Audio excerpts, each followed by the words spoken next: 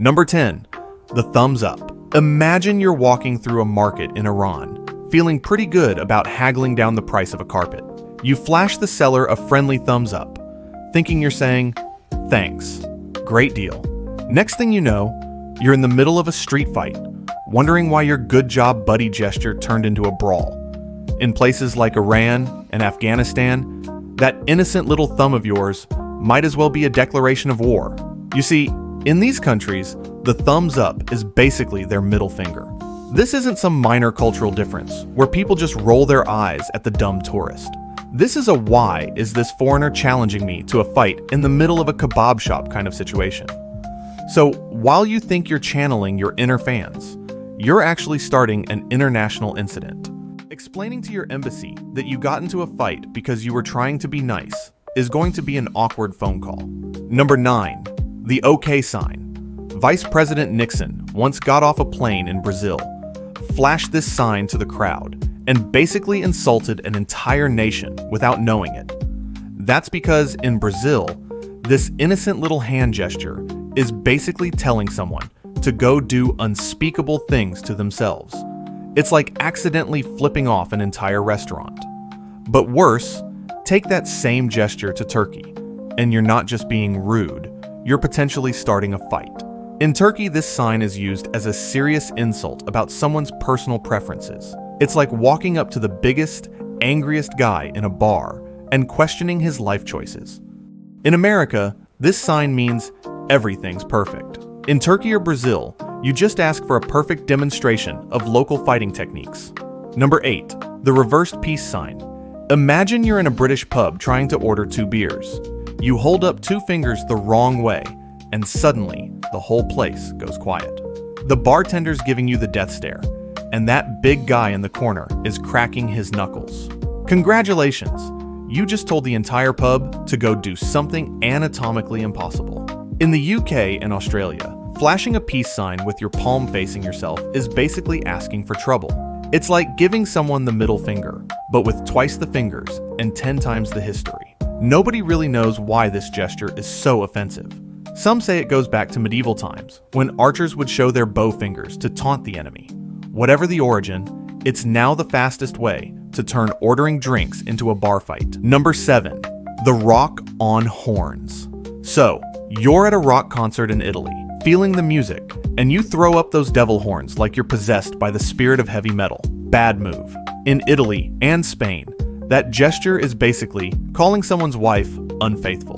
It's like accidentally telling the biggest guy at the bar that his wife is cheating on him. The gesture is called Liorna in Italy, and it's been around way longer than rock concerts. When pointed down, it's actually used to ward off bad luck, kind of like knocking on wood. And in a country where family honor is everything, that's not the kind of conversation starter you want. The funny part is this gesture became popular in rock thanks to Ronnie James Dio, who learned it from his Italian grandmother. She used it to ward off evil, but somehow it turned into the universal signal for this music rocks. So next time you're at a concert in Italy, maybe just stick to clapping, because nothing ruins a vacation quite like accidentally starting a blood feud with the local pizzeria owner. Number 6. The come here finger. Imagine you're in the Philippines and you casually curl your index finger to call someone over. Congratulations, you just invited yourself to a fight. In the Philippines, that little finger curl isn't just rude, it's a one-way ticket to getting your teeth rearranged. Because in Filipino culture, that gesture is strictly for calling dogs, and people don't take kindly to being treated like someone's pet poodle. The gesture is so offensive that it's actually considered a form of public misconduct. You could get in legal trouble for wiggling your finger the wrong way. So, what should you do instead? Use your whole hand, palm down, and wave it toward yourself. Because nobody wants to end their vacation with a story about how they started a fight by accidentally treating someone like a dog. Number 5. Patting the head. So you're in Thailand feeling all warm and fuzzy, and you see this adorable kid. Your first instinct might be to give them a friendly pat on the head. Well, congratulations. You've just committed a spiritual assault. It's considered the most sacred part of the body, like a personal temple sitting on your shoulders. The locals believe the head house is a person's spirit. So when you pat it, you're not just messing with their hair. You're basically playing volleyball with their soul. And trust me, Thai people take this very seriously. That innocent pat could get you more than just angry looks. you might find yourself surrounded by an entire family ready to teach you some very hands-on lessons about respect. So, next time you're in Thailand and feel the urge to pat a kid's head, remember, that's not a petting zoo up there. It's more like a do not touch museum exhibit, except the security guards are everyone in sight. Number 4, showing the soles of your feet. So, you're chilling in Dubai, feet kicked up after a long day of sightseeing. Big mistake in the Middle East. Showing someone the bottom of your feet is basically telling them they're lower than dirt. And I mean that literally. The feet are seen as the dirtiest part of the body in their culture. It's such a big deal that in 2008, an Iraqi journalist threw his shoes at the US president as an insult. This guy was so mad, he weaponized his footwear. Even accidentally pointing your feet at someone while sitting can cause serious offense. Imagine ruining $1 million business deal because you got too comfy in your chair, or getting kicked out of someone's house because you stretched your legs the wrong way. The insult is so deep that even a quick apology might not fix it. It's like giving someone the middle finger, except instead of one finger, you're using your whole foot. And unlike the middle finger, which mostly just makes people mad, this gesture challenges their core values about honor and cleanliness.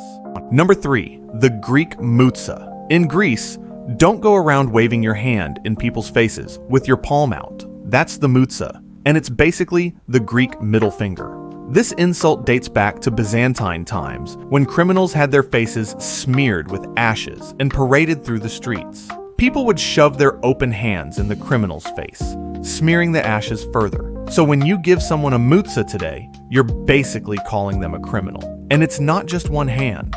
Double it up with both palms out, and you've really turned up the insult to maximum. It's the difference between a slap on the wrist and a knockout punch. In America, you might wave to a friend across the street. In Athens, you just told them you'd like to cover their face in filth. Number 2, the reversed peace sign. In Britain and Australia, holding up 2 fingers with your palm facing yourself isn't a peace sign. It's an insult. It's basically their version of flipping the bird. The story goes back to medieval times, when English archers would taunt the French by showing they still had their 2 fingers for shooting arrows. Getting your fingers cut off meant you couldn't shoot, so flashing those 2 fingers was like saying, "Ha! Still got mine." These days, if you walk into a pub in London and order 2 beers the wrong way, you might be asking for trouble. It's a quick way to turn happy hour into fight night. Number 1, writing in red ink in South Korea. Imagine you're a teacher grading papers in South Korea.